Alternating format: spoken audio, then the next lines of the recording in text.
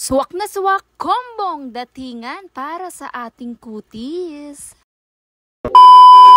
Arat na't umpisahan natin kumuha ka ng green tea. Kahit isang piraso'y pwedeng-pwede na yan. Pagkatapos, kumuha ka ng paglalagyan, lagyan mo ng mainit na tubig. At hayaan mo lamang yan, iwan mo muna po saglit. Ramdam na ramdam mo rin ba ang pagka-dry ng iyong muka? Dito sa ating gagawin sadyang makakatulong at magugustuhan mo rin talaga. At wag na wag ka magpapahuli, lalong-lalo na dito sa ating gagawin. Nakaranas ka rin ba ng pag-itim sa iyong eye bag? Heto nga ay para rin talaga sa'yo. Kung sa tingin mo'y okay na nga yung green tea, lumamig na, kumuha ka ng ice cube at ibuhos mo dito.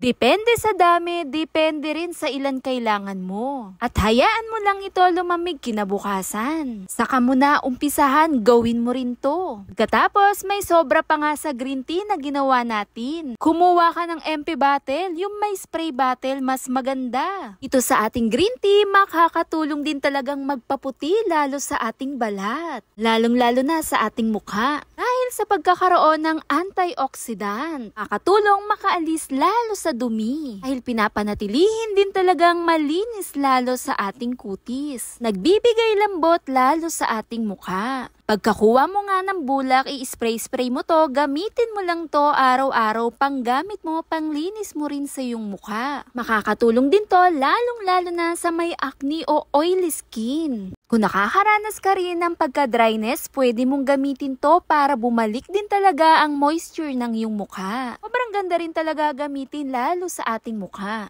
Dahil sa dala na rin ng antioxidant. Heto yung green tea toner natin. Bibigay puti lalo sa ating mukha. Kinabukasan, heto na nga siya, nagyelo na. At pwedeng-pwede mo nang gamitin. Kung madalas kang nagpupuyat, nakakaranas ka ng pag-itim lalo dyan sa eye bag mo.